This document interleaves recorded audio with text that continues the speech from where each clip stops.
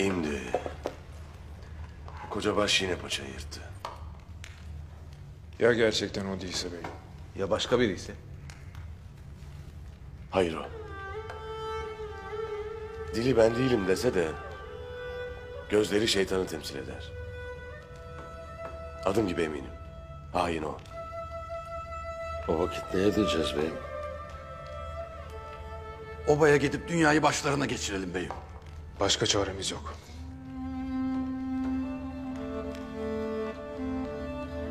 Yemekler hazır. Allah! Açlıktan beynimi yiyecektim. Kardeş sende beyin mi var ki yiyeceksin? Doğan kardeş, He kardeş. hadi bende beyin yoktur. Sende vardır kardeş.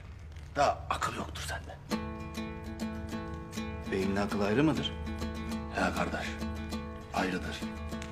Sen nasiplenmemişsin.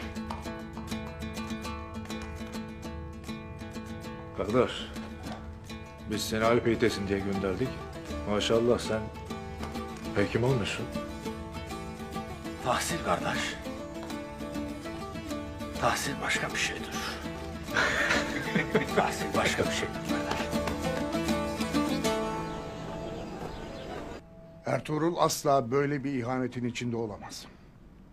İki obanın beylerinin tek ses olmasını istiyorum. Kimsenin aklına benim yeğenimin hain olduğu gelmemeli. Bu toya sırf bu yüzden katılacağım.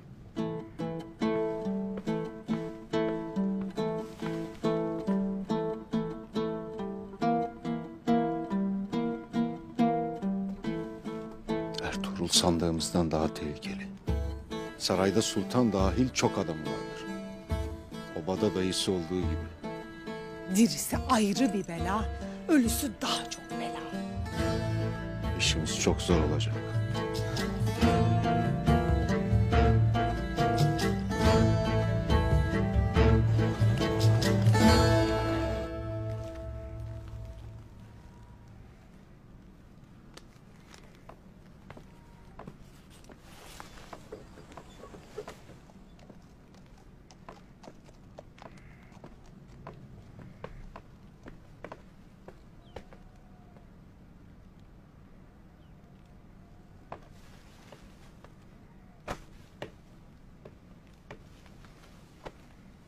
Ne oldu evlat?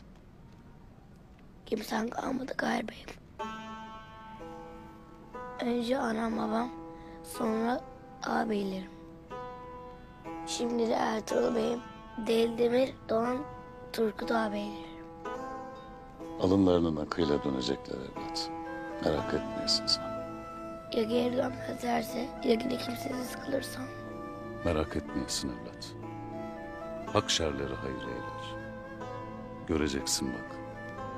Ertuğrul Bey kimsesizlerin kimsesi olmaya gelecek.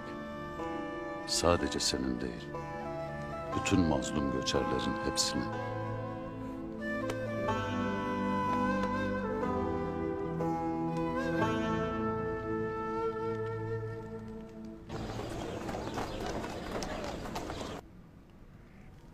Destur var mı ana? Gel evlat, gel. Hayırdır oğul?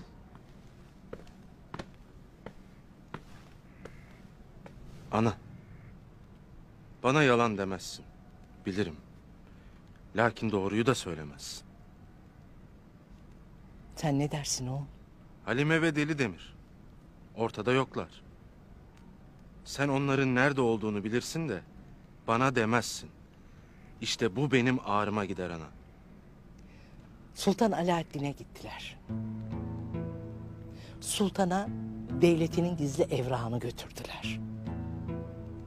Hem de Ertuğrul'a kurulan tuzağı anlatacaklar. Bu evrak nereden geldi ana?